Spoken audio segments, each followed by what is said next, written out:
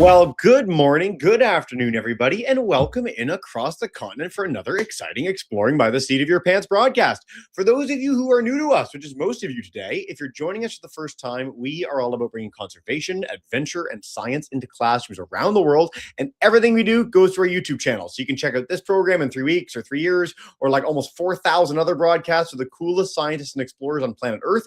We just wrapped up February, our entire month solely dedicated to the most amazing women in science on planet Earth, like 45 programs on every topic you can possibly imagine. So do go check those out. There's lots to explore and discover. But the reason the 450 plus of you are here today is because we are live back again with our friends at Digital Moment. Digital Moment is the ultimate group for digital literacy that we have ever worked with. It's so thrilling to get to bring them on every couple weeks, every week sometimes, to highlight really cool stories about AI, digital literacy more broadly, all sorts of topics that you guys are learning about and hearing about on the news every single day. So today is no different. We are going to talk about AI's energy footprint, its impact on the planet. And to guide us on that journey, we have got Herman here to show us the way. So without further ado, you're not here for me. I'm going to zip it. Herman, thank you so much for joining us today, and welcome back to the show, man. Yeah, thank you so much for having me once again. It's always so much fun to have this great audience to talk about these important topics. And yes, today we're talking AI, but we're talking AI from different perspectives. Not only how do we use it, where does it live, but what is the impact that AI is having in the world and what can be done? Is this good enough? Do we need to do better? What can we do? How can we help this process?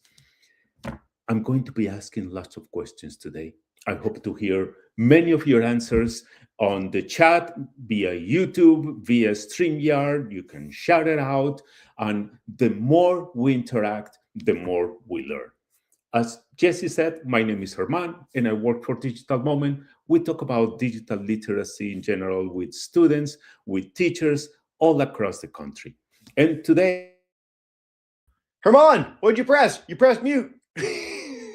Someone has to be muted in every video call, otherwise it's no fun. I press mute. That's the first time you've ever done that. First time I get a cookie, I get a cookie. I deserve a cookie for that, maybe a bad cookie. So today we're talking about AI and the planet. So in this planet that we live, we have so many wonderful things. And one of the most wonderful is all of us and the way we help shape our lives, our future. And with AI, we're creating a big change. And that big change is represented in many different ways. But one of the biggest ones that we've seen is, what is the energy footprint? What are we doing? How are we powering these systems? Let's start with a few questions.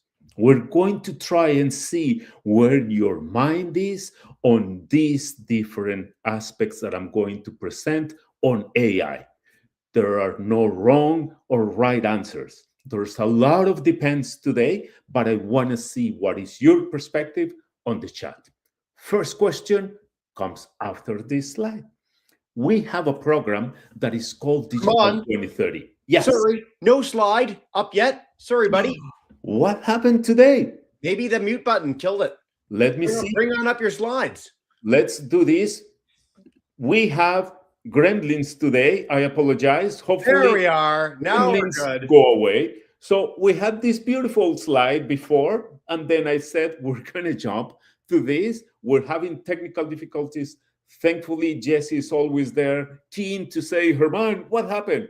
And things happen. So we have this project called Digital 2030 that helps explore the Sustainable Development Goals and how can we achieve these goals that we're setting to make humanity better by 2030 with technology. How can we use technology to use this thing and increase our lives, everybody's lives? Good. I check now, my slides are up, and we're going to start with the questions. I want you to help me. We want to see if this traffic light system in your city, in your town, in your community, does it use AI? I want to see what you answer in the chat, both in YouTube and StreamYard. Do we use AI to change traffic lights? Or what do we think? Again, guys, if you want to yell it out, we can come to you that way. Shatford, we can come to you if you want to just unmute your mic. Cam, Bert Nettinger, we got all sorts of classes today. What do you think? Yes? No? Oh, a lot of no, a lot of no. A lot of no. Man, a lot of no. And then a few yeses for good measure. We got to mix everything, Herman. Yeah, and we have also in the chat, we have, I hope not. So many different ways. This is so interesting. Let's think about this first one for a second. And the answer, it's a little bit more complicated than we think. Is most of them, no. Many of the traffic intersections are even manned by people around the world when you have somebody directing traffic, or we have a stoplight, which is just a signal, or we have something that is controlled with computers that we said, when do they turn on, when do they turn off? Can they be controlled with AI? Can AI play a role? What I want us to start thinking, and this is why I have these questions, is that usually we think AI and we think ChatGPT, Gemini, Claude, all these places where we ask questions and we get answers and images and sounds, but AI is more than that. So there are ways that AI helps control traffic lights in order to identify and make better predictions on when is there going to be more traffic in this street, or monitoring live the flow of cars and seeing how is the weather playing today. Do we have construction in this area? Do we have an event happening in this area? So there are ways that AI can help. So for all of those that said no, you're correct. For all of those that said yes, you're also correct. It depends where we are and how we see it. It's a very important word, that depends, but having this initial concept, you thinking about your first idea, it's really important, because then we can build on this and learn together. Great. Thank you so much. I want to see many more answers for this second one. What about this one? And Herman, weather. Whatever slides up again, they're gone. Oh, I think then I have some issue. They like to disappear. I'll let you know when they go away next time. I thought you were please.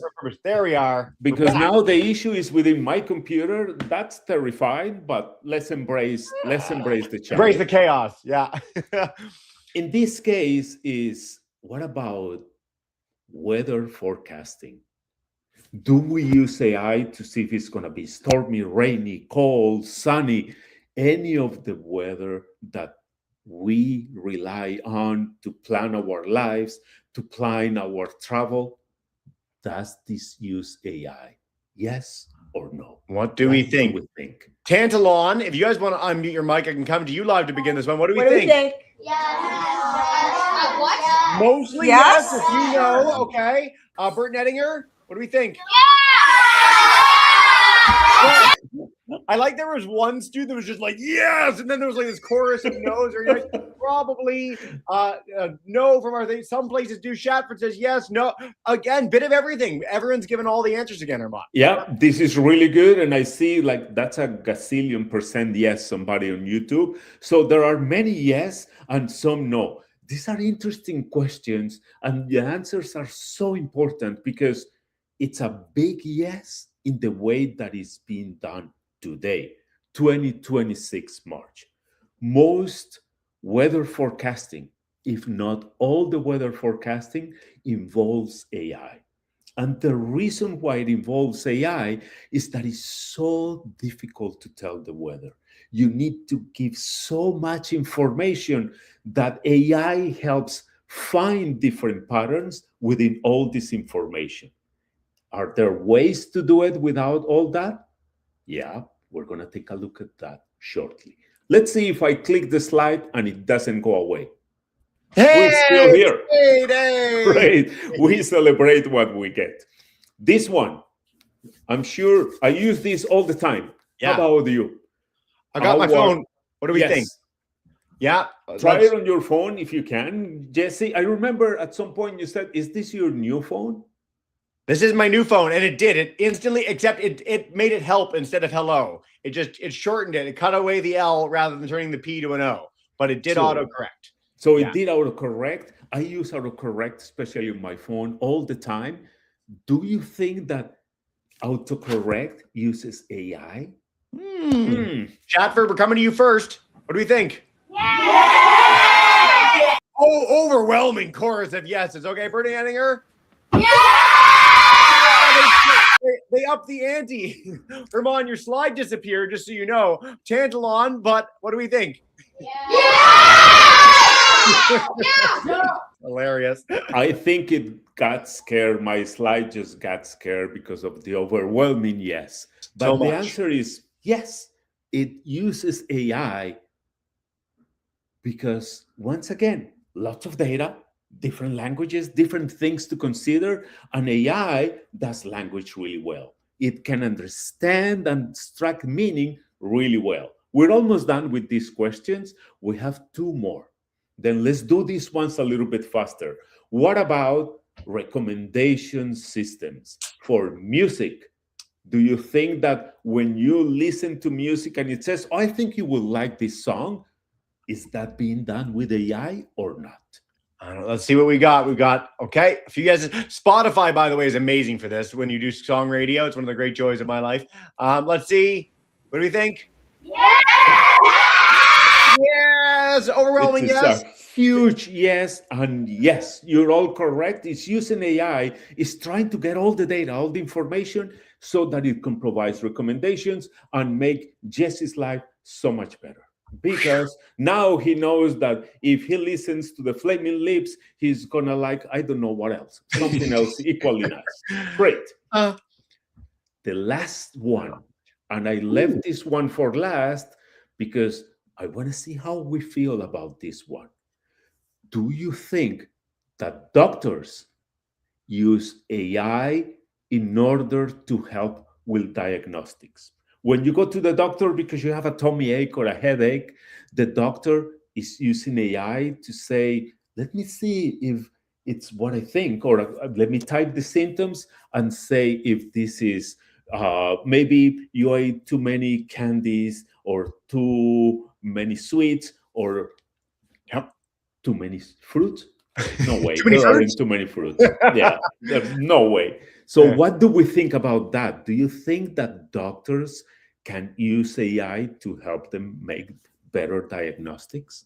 I'm going to say for myself that the answer is I hope not. I'd rather the expert doctor just pay attention to their medical training and help me out with my medical diagnostics. We've got 2 yeses, 2 nos. Now we got another yes on YouTube. What do we think, live classes? We think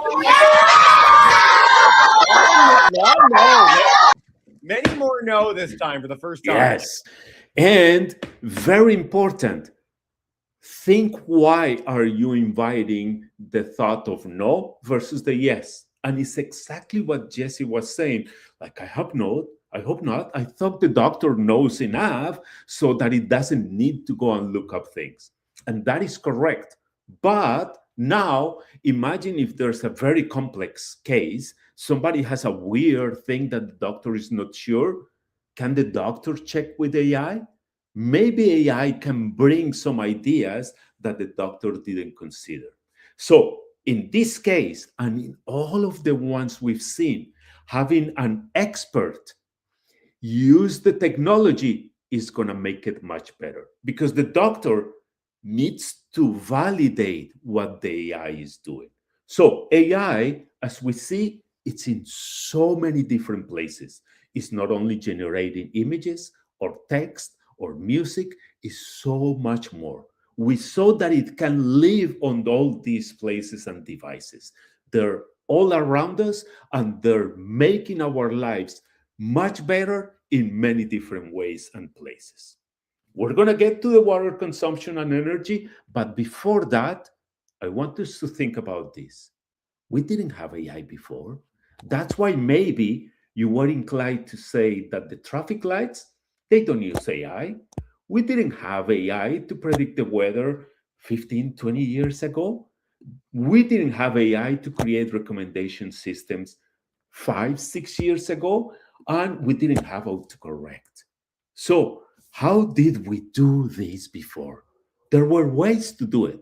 We still could code, we could program and predict as humans and create different devices that will take care of all these things. AI is bringing a new level. And what about the doctor? This is the one that more than anything relies on human expertise. Very good question in YouTube. Somebody says, what is the difference between AI and a computer program? I'm going to take a tiny tangent because it's a key element for what we're seeing today. The computer program is a set of instructions that the human creates. We said, I want to make an application that has a character that needs to move around and collect fruits. We're making a game. So how do I create those steps? How do I make the program? AI, we don't give AI the steps of how to do things. We say, AI, with the data that you have of how video games work, I'm going to share my screen again because my screen is playing games. Then I'm going to give you data. How can we make that data create a game? AI uses data to make predictions. Computer programs are created as a set of instructions. I hope that answers your question. But thank you for asking that. Now, we've seen that AI is in many different places, still relies on human expertise.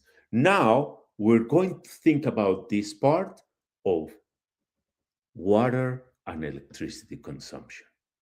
And we're going to see what resources that AI saves or consumes. Because it's a balance. If it's consuming something, it means it must be saving something. I want you to think about this. You can put it in the chat. I think I gave you the answer already, but what is it saving and what is it consuming of we have here? Maybe you have something else that is not on the screen that is also saving and consuming. Please put it in the chat, but take a look at that. I see Jesse is looking intently. Like I'm always looking intently. I'm Mr. Intent. Bert Ettinger, what do we think? What is it saving? Human effort. I heard water. Water, human effort with the human. Shatford, what do we think?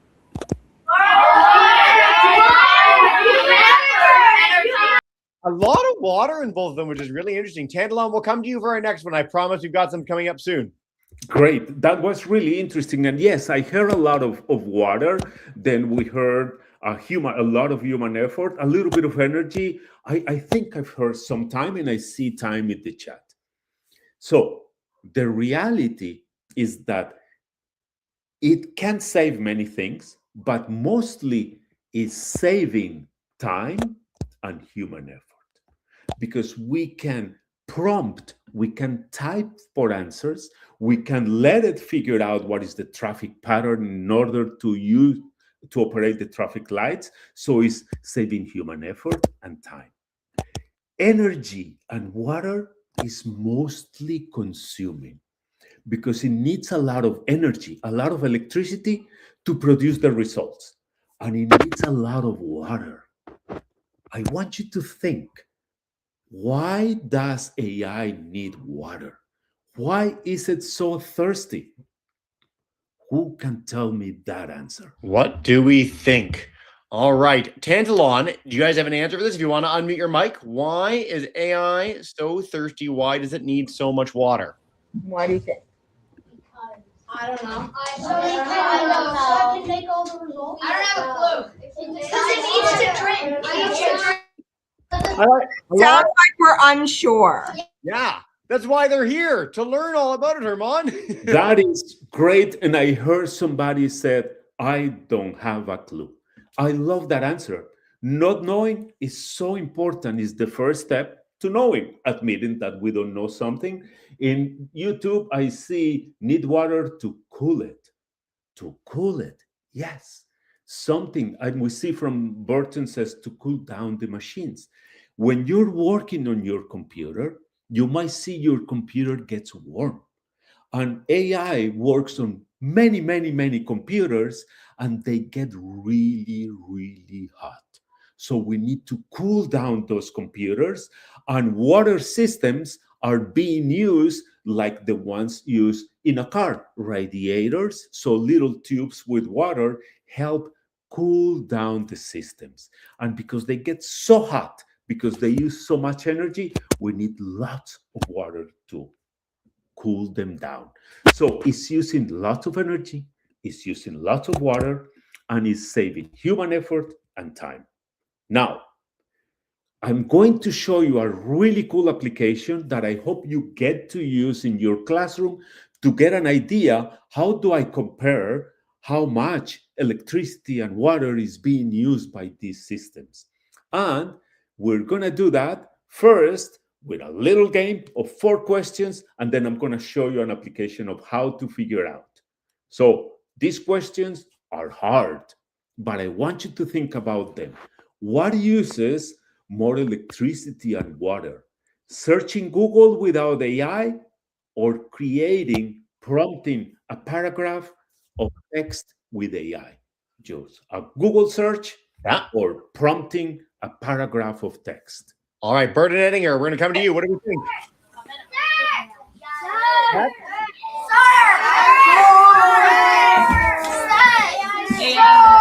Ooh, more AI for sure. More AI. Perfect. Sweet. Let's see the second one. The second one is watching 1 hour of Netflix, or creating 3 seconds of AI from text. All right, Shatford, what do we think?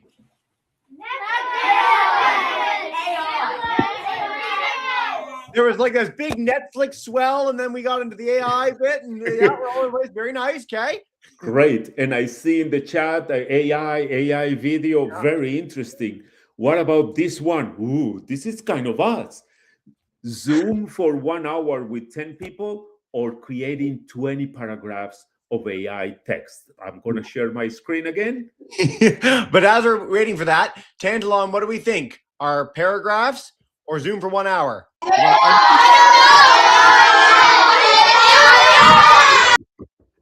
That's so loud, I don't even know what the answer is. I guess everything, and in the chat I see a lot the text. The last one is 3 seconds of AI from text, or scrolling TikTok for 30 minutes over 5G, meaning on your phone, not Wi-Fi. I'm going to join in on this one and just say, I think even though AI uses a lot for a little, scrolling TikTok for 30 minutes on 5G is more, because it's all videos. It's crazy. So if YouTubers want to chime in too, my guess is number 2. And I can scream and yell as well, but it's very cool. Okay, so we have Jesse's guess. That's great. What we're going to do now is, first, I don't want anybody to get mad. Remember, the theme of the day is a word that is very important. The answer to all the questions is, it depends. Don't be mad. We're going to explore it a little bit deeper. Why does it depend? It depends, what energy did we use? Is it solar? Is it wind? Is it coal? Is it nuclear? Is it hydro? How are the computers being cooled? And where do the computers live? And at what time of the day are we asking this question? And many other different things. The cool thing is that you can check this on this application that is called whatusesmore.com. This is an application created by John Ippolito. He's a professor at university, and made this to help us better understand how to work and compare things. Let me show you the application. The application looks like this. It looks very plain. It has some information for the teachers present. There's a lot of information of how you can use it in your classroom. But one way we can use it is that first we have the units. So we can say, how do we contain energy? How do we contain water? Not that important for us to think if it's light bulb minutes or cubic centimeters. We just want to see where can we store them. Now the tasks, let me make this big. So we put the first task we had, I think AI from video. Perfect. This is one we had. And the other one, scrolling TikTok for over 30 minutes over 5G. So this is one idea. Let me reset and let me select the. Now we have more questions. And this is what I want you to work with at school. It's going to be so important and you're going to learn so much is that what type of electricity are we using? We're going to pull it solar power. Where do we have the computers? In Norway during the winter, so it's very cold. We can change the location and some information of how are we writing the prompt. So this is the 30 seconds video from AI. Let's go to TikTok. 30 minutes over 5G. We leave the same idea. You can change the comparison. Now I'm going to go to the bottom. And we say, calculate. And it gives us the information here. Now the big reveal. Let's see which one uses more, the video or the TikTok. Remember, Jesse went with the TikTok. I'm sure you have your own choice. If I scroll, they're very, very close. Yeah. Very interesting. So it's for us to understand what are the differences and how the depends is so important. Because if we change the scrolling, let me close these emojis. If we change this to be coal instead of solar energy, and I calculate again, look how it changes drastically. So the way we power AI is very important. What electricity do we use and how do we cool it? So we were on the depends. I invite all the classrooms to play with that, what uses more application for you to get ideas. And there are different questions that you can ask and explore and share this with your parents and your friends for them to get an idea. What is this? Somebody told me today in class that AI is very thirsty. How can we see this within the application? Now, we've been saying that AI consumes a lot of water and electricity. But can the technology find ways to make that consumption a little bit better? Can we use AI to use less water of electricity? That's an interesting point. That maybe we have something that can help balance that use of resources that are so important for the planet and for the ecosystem. One of them is that if we have smart agriculture, next week, we're going to be talking about smart agriculture. And what that is going to be is that we're going to see how can we use AI from the farm to our table. What are the different places that AI can make that process better? So I hope you can see my screen. I'm sharing again, but we have a little bit of a hiccup. It happens. My computer is fighting it today, but we're making this work. The other one is that we hear the grid, the way the electricity travels from one place to the other. AI as a technology can help the engineers that manage this make it more efficient. And the last one, we all can benefit, and we benefit from this. If I need to go to a school tomorrow, I can check the map and see what is the best path, or maybe what is the best transit route that I can take. So the technology used by humans in a good way can help support, make less use of energy and water. Can we also do that? Yes, we can also do that by being conscious of what energy we're using and when are we using AI, how meaningful is our use of AI and consumption. Very important. What we want is to have carbon neutral. That means that we want to send less emissions out in the environment that it exists so we can bring a better balance in the ecosystem. The final message before we jump into the Q&A is that the use of AI and the use of electricity is not bad, it's good. Humanity has greatly benefit from using more resources, more electricity, because people have a better life because of it. But we need to find a balance so we can coexist in harmony with the environment and the planet. There's something else before the Q&A. And this is that we have an elephant. There's an elephant in the room, a big elephant, a green elephant. The elephant in the room is that most images, all these images, I got them from the internet, from a website that provides nice images, but some of them, such as these, I didn't get them from the internet. I created these with AI. How do I justify in a workshop that we're talking about our energy footprint, creating these images? What did I do to justify this? What I did is that I used What Uses More and said, I'm creating 10 images, I think it's 7 or so, with AI. How can I offset? How can I balance that use? And it told me, yeah, it's about 2 Netflix movies. So I avoided watching 2 hours of Netflix that I could watch on a regular week.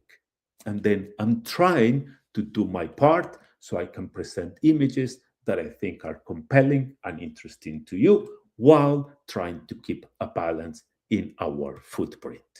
Remember, this is inspired by our Digital 2030 Challenge. Feel free to visit anytime. And now, without the glitch of my screen, we're going to go to the Q&A, Jesse. Fantastic. I've put that link both on screen. I'm going to share that in the chat for everyone. Digital Moments website, whatusesmore.com. So if you want to keep learning going, you'll get all those in an email when you're done the broadcast as well. But Herman, we've got like 15 minutes together for Q&A, so we're going to go live to our 3 classes. YouTubers, please do share in the chat. We'd love to hear from you as well. But let's begin with our Tantalon crew, because you're first on my screen. If you guys want to unmute your mic, if you have any questions about AI, anything you've learned today, the rest of our classes can put on their thinking caps. But let's start with Tantalon. So, hey guys. hands, please. Okay, Harrison. Will AI take over the world? Take over the world. A classic question. That's a very important and interesting question. The way that AI is evolving is that AI will not take over anything, because AI is not a human, it's not an organism. AI is still a tool that is being used by humans, and that's very important.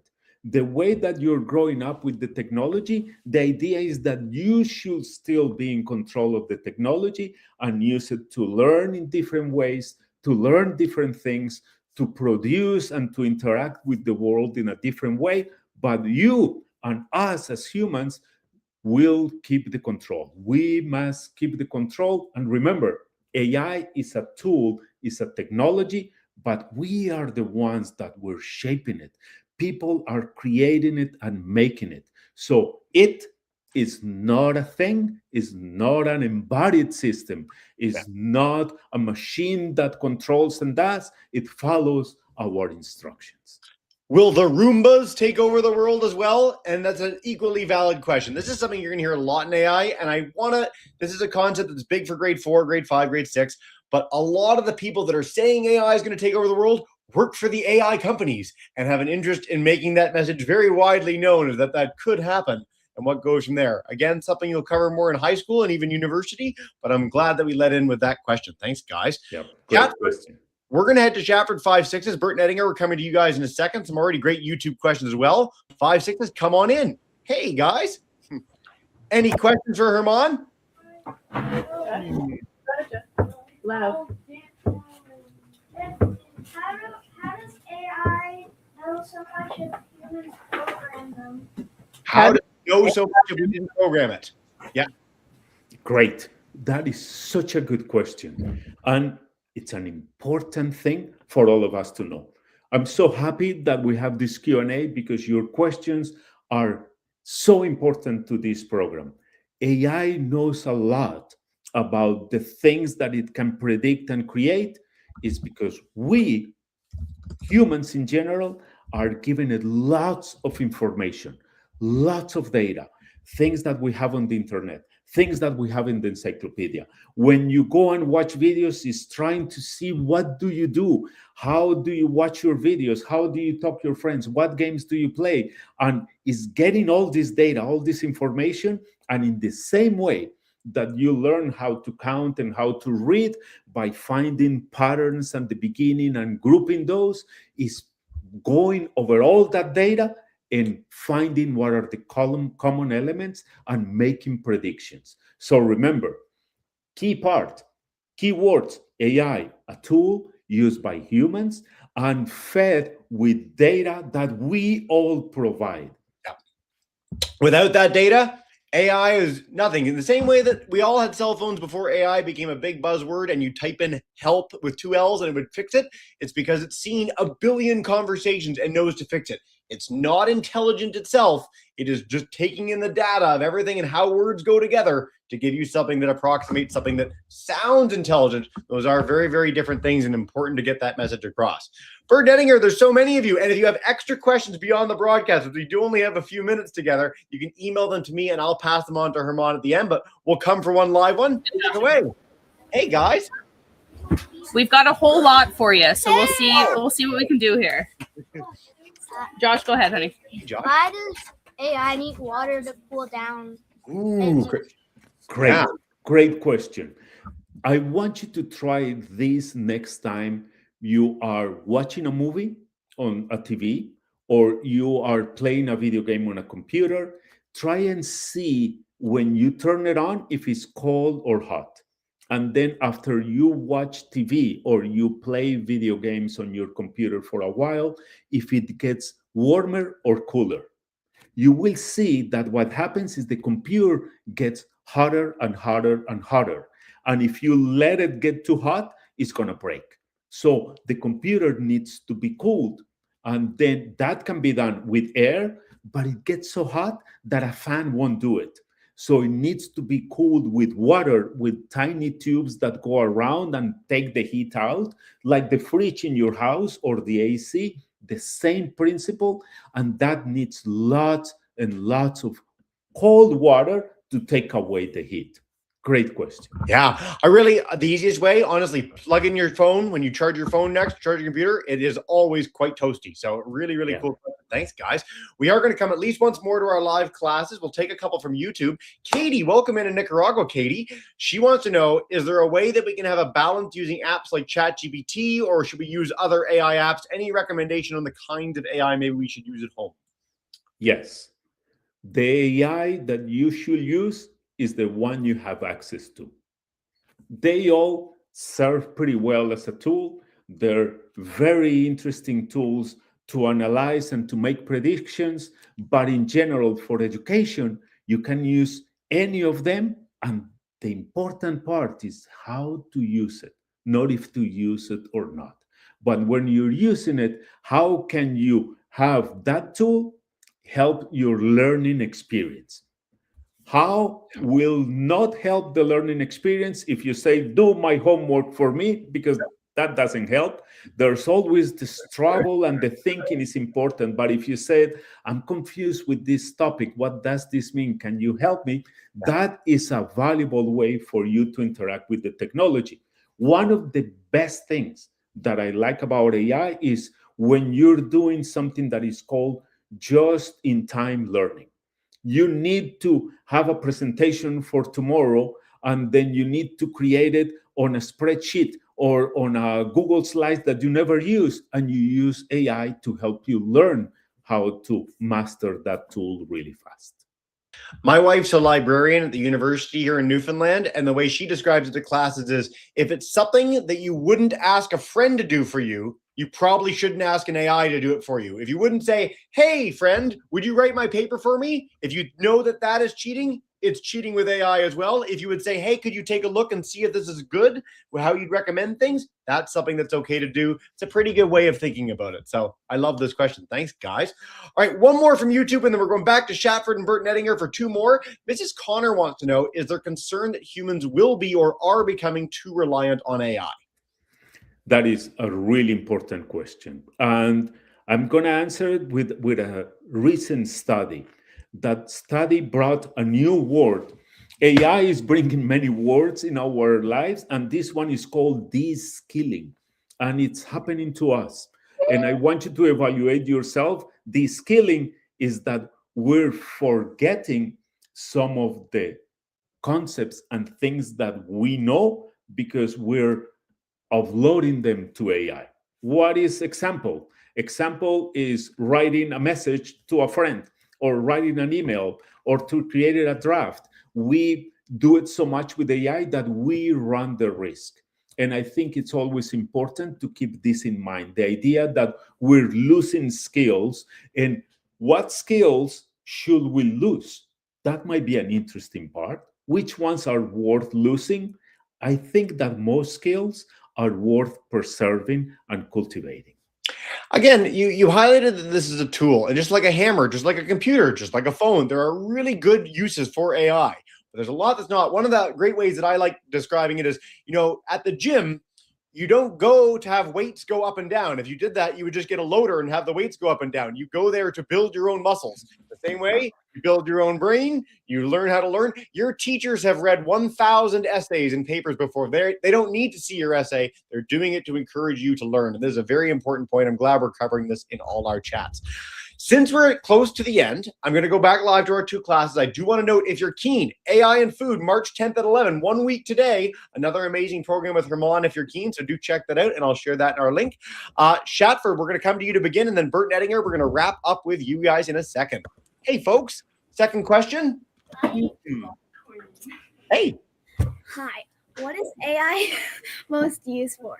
Ooh, that is so interesting. Different points. This is going to be a hard question. I'm going to start not with the annoying depends, but the I don't know.